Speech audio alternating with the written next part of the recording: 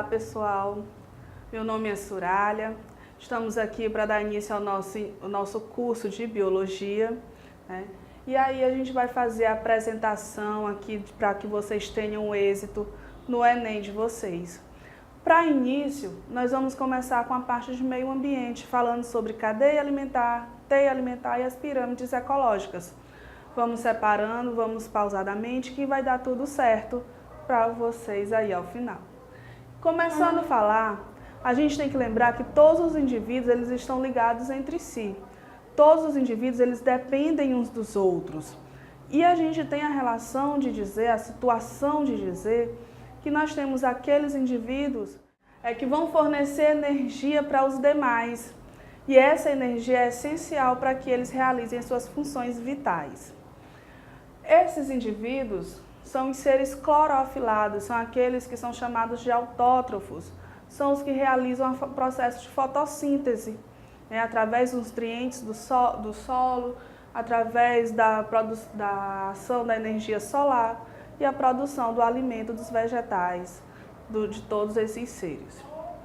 Os seres não clorofilados, eles são chamados de heterótrofos, eles são os consumidores, que vão consumir tanto os seres clorofilados, que são os produtores na nossa cadeia alimentar, como outros não clorofilados. E essa energia, quando a gente fala de cadeia alimentar, que é uma sequência alimentar para a obtenção de energia, a gente vai dizer que ela é unidirecional, é apenas uma direção a ser seguida. Quando a gente fala em teia alimentar, que são várias sequências, ela vai ter um fluxo multidirecional. São várias situações a partir de um mesmo produtor, várias sequências que saem dali, então essa energia precisa ir para todas essas direções. Então aqui a gente já vai ter a situação, a diferença entre teia alimentar e cadeia alimentar. Cadeia é uma sequência, teia são várias sequências saindo de um mesmo produtor.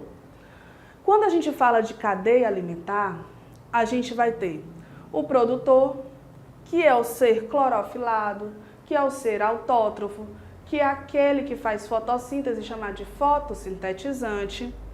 Nós temos os diversos consumidores, geralmente ele é o primário, consumidor secundário, terciário e quaternário.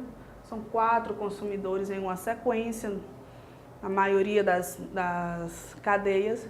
E os seres decompositores, que são aqueles que consomem a matéria orgânica morta, aqueles que vão devolver os nutrientes para o solo. E essa cadeia alimentar, ela precisa dessa sequência. Mais à frente a gente vai perceber que a teia também tem um produtor e esses consumidores vão ter as suas diversas direções. Primeira situação falando em cadeia. Uma cadeia simples. Uma cadeia onde nós temos um produtor, o capim, aquele que vai fazer o processo de fotossíntese, o vegetal aqui no caso. Aquele que se alimenta do vegetal, que é o boi, que a gente também pode dar um outro nome, além de ser não clorofilado, de heterótrofo, são os herbívoros. São chamados de consumidores. Esse daqui, como é o primeiro consumidor na sequência, é o consumidor primário ou de primeira ordem. Nós vamos para o segundo consumidor, também um heterótrofo, também chamado agora de consumidor secundário ou consumidor de segunda ordem, porém ele não vai ser chamado de herbívoro, e sim de carnívoro. Então você pode encontrar todos esses termos lá na sua questão que você tem a responder. E após essa cadeia ser finalizada, entram os decompositores, que são os fungos e as bactérias. Esses fungos e bactérias podem agir em qualquer uma das situações, em qualquer um dos componentes dessa cadeia alimentar. Essa cadeia alimentar, quando a gente começa na sua identificação, essa é a primeira situação que a gente tem, identificar quem é cada um. E aí a gente passa a ter várias outras. Se aqui tivesse mais um consumidor, seria quem? Seria o consumidor terciário de terceira ordem, também seria chamado de carnívoro.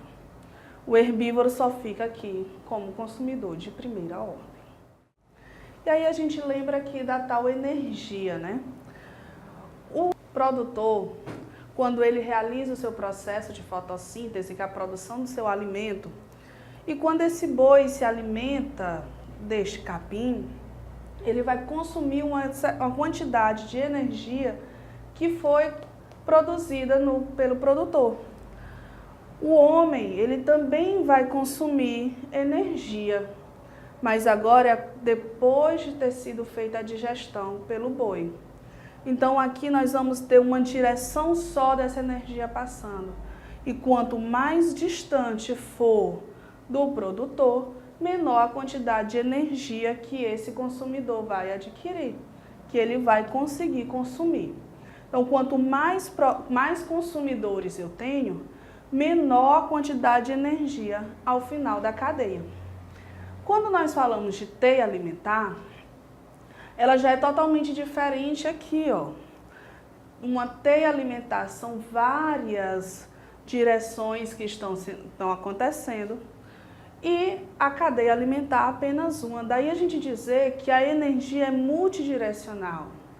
Cada um aqui ele vai consumir uma quantidade de energia, mas quanto mais distante, quanto maior a quantidade de setinhas, vamos dizer assim, menor vai ser a quantidade de energia que os últimos vão consumir.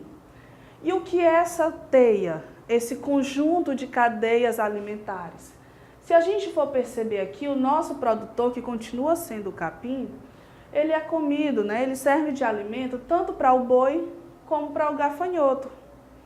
No caso do gafanhoto, ele já vai servir de alimento para o gavião e para a galinha.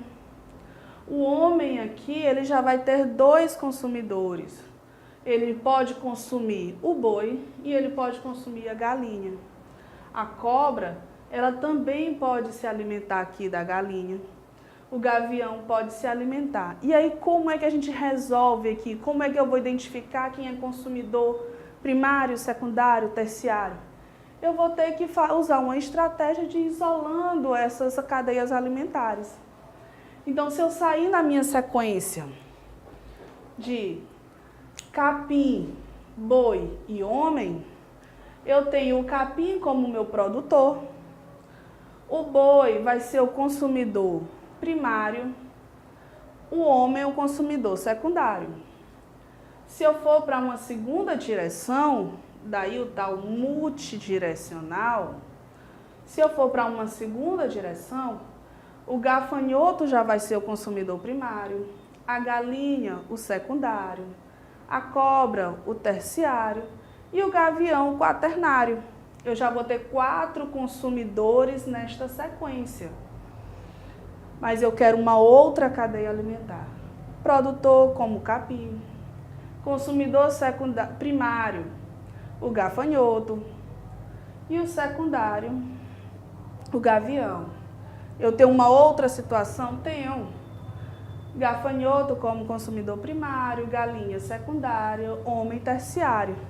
Então, aqui são conjuntos de cadeias alimentares, servindo como um fluxo de energia para que esses indivíduos continuem a sua sobrevivência. Eles só conseguem realizar suas funções vitais a partir da quantidade de energias que eles absorvem, que eles consomem, que eles produzem. E aí a gente vai ter várias situações no próprio corpo desses indivíduos que vão ajudar a manter, a produzir essa energia que eles precisam. Então, gente, se a gente começar a montar um quadro falando sobre esses consumidores, sobre esse produtor, a gente vai perceber o seguinte: são várias posições que o mesmo indivíduo pode levar na cadeia, com exceção do nosso produtor, né? Como consumidor primário, que aí a gente já falou, e colocando isso em um esquema, a gente tem o boi e nós temos 3 vezes o gafanhoto. A gente consegue montar 4 cadeias alimentares nessa teia. O homem, ele pode ser consumidor secundário, como ele também pode ser consumidor terciário. A galinha, ela entrou aqui todos como consumidor secundário. até porque ela sempre vem aqui após o gafanhoto. O gavião, ele já entrou em duas posições. Ele tanto pode ser consumidor terciário como quaternário. Não esquecendo que ao final dessa teia, ao final das cadeias alimentares, aquele animal que vai morrer, aquele produtor que vai morrer, vai ser decomposto pelos decompositores, né? Pelos fungos e bactérias. Então está aqui toda a nossa situação da nossa teia, as várias direções da nossa energia que está sendo consumida, as várias direções que ela pode ir. E essa energia, né, para ser realizada a função vital. Depois que a gente fala dessa parte de teia alimentar, a gente tem esse conjunto de indivíduos representando as pirâmides ecológicas. E aí nós vamos ter três tipos de pirâmides. As pirâmides de biomassa, de número e de energia. E a energia, tanto que a gente já falou aqui. Então, falando das pirâmides ecológicas, elas são de três tipos. A de número, a de biomassa e a de energia. A pirâmide de número, ela vai identificar a quantidade de indivíduos em cada nível, em cada situação. Quantidade de produtores, de consumidores primários, secundários, terciários e assim por diante. Geralmente, nas pirâmides, a gente encontra aí de 4 a 5 níveis, principalmente quando a gente fala de pirâmide de energia. Por quê? Porque quanto maior for, quanto mais alto esse nível, menor a quantidade de energia acumulada. Então, não é interessante que esse consumidor não tenha uma quantidade de energia suficiente. Então, vamos para a pirâmide de número, voltando aqui a ela. Nós temos na base da pirâmide, que sempre vai ser o produtor, nós temos 1000 indivíduos. Para se alimentar desses 1000 indivíduos, nós temos como consumidores primários 250 gafanhotos, mas como consumidores secundários apenas 30 aves.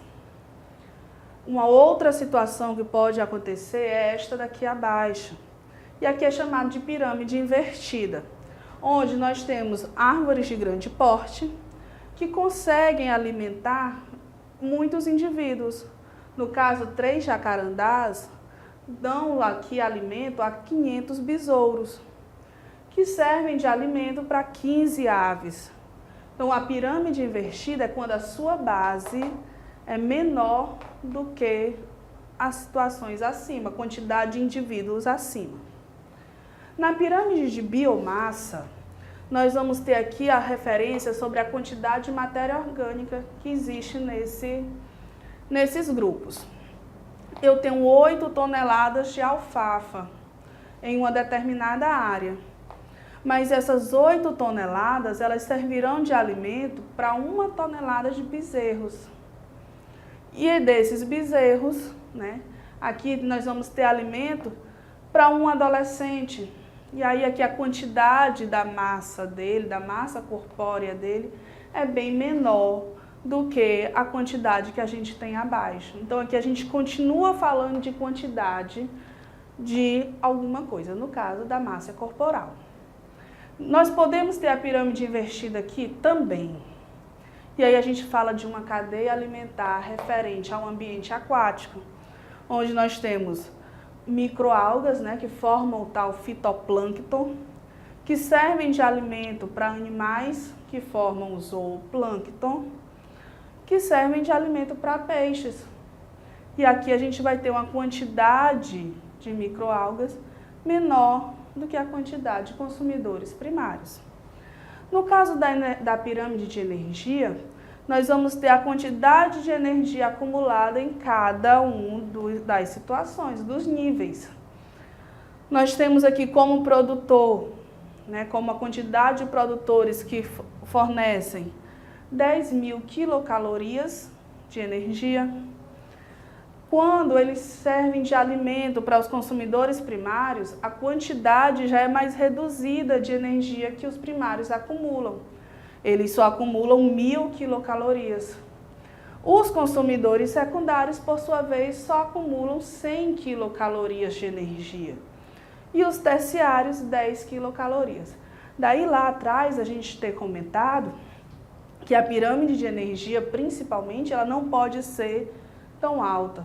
de 4 a 5 níveis para quê? Para que acumule energia suficiente para a vida desses indivíduos. Então, das 3 pirâmides, a única que não vai ser invertida é a pirâmide de energia. Então, a gente já tem aí uma situação que vai diferenciar todas essas pirâmides ecológicas, tá? Pirâmide de número pode ser invertida quando nós temos árvores de grande porte. Pirâmide de biomassa ela também pode ser invertida, mas a de energia jamais. Então vamos lá, gente, algumas questões para vocês aqui. Primeira questão, nós vamos falar sobre cadeia alimentar, né? Aí diz: todo ano o ciclo de vida se repete no Pantanal mato-grossense. Durante a estação das chuvas, os rios transbordam e alagam os campos, onde se formam banhados, lagoas e corichos temporários. O gado, e aí a gente encontra aqui já um consumidor, é levado em comitivas para as partes altas, aproveitando a inundação, os peixes, mais um consumidor que pode ser usado, saem dos rios e espalham-se por toda a área inundada. Quando as chuvas param e os rios voltam a seus leitos, milhões de peixes ficam aprisionados nas lagoas. É um banquete para aves, jacarés e ariranhas. Os pastos renovados pela matéria orgânica trazidas pela água crescem verdes, atraindo cervos, capivaras e outros animais que convivem com o gado, os quais, por sua vez, atraem onças e jaguatiricas. O que é que a questão pede? Com base no texto, represente uma cadeia alimentar, começando pelos produtores e terminando nos consumidores secundários. Então, nós vamos ter aqui apenas 3 indivíduos: o produtor, o consumidor primário e o secundário. Então, aqui, se a gente for atrás do nosso produtor, a gente vai falar dos pastos. E aí, falando dos pastos, nós vamos procurar herbívoros que se alimentem deles. Os herbívoros aqui que vão se alimentar, que vão ser os nossos consumidores primários, serão as capivaras. E aí, para servir de alimento para alguém, aqui quem vai entrar como um novo consumidor é um carnívoro. E aí a gente pode representar pela onça. Então, dentre os diversos indivíduos que a gente tem, por que a gente veio para cá? Porque é aqui onde representa o nosso produtor. E a gente precisa realmente da nossa sequência correta. A nossa sequência, neste caso, a gente fica aqui como uma das situações para a nossa resposta. Os pastos que servem de alimento para as capivaras,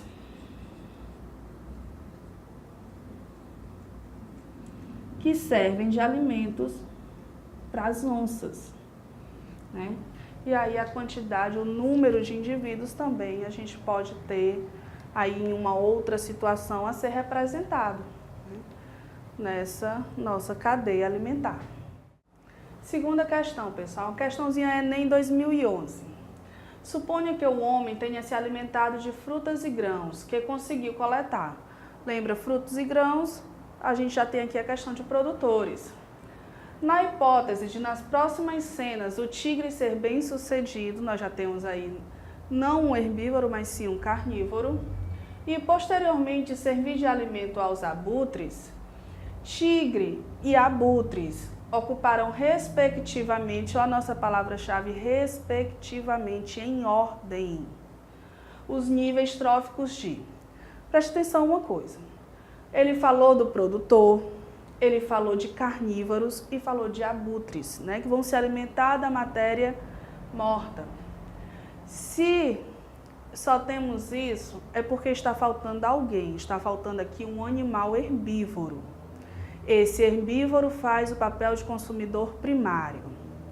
Os tigres, o tigre no caso, vai fazer papel de consumidor secundário. Quem vai se alimentar dele é o abutre, que vai ser o consumidor terciário. Então, quando a questão diz tigre e abutres ocuparão respectivamente quais níveis tróficos? Vão ser consumidor secundário e consumidor terciário. Nossa cadeia alimentar vai até o consumidor terciário. E aí a gente fica com a alternativa C, né? Questãozinha que eles trouxeram, só montar a nossa cadeia alimentar que a gente consegue perceber. E a gente jamais pode esquecer, mesmo que a questão não tenha, mas ao final a gente tem os decompositores, certo?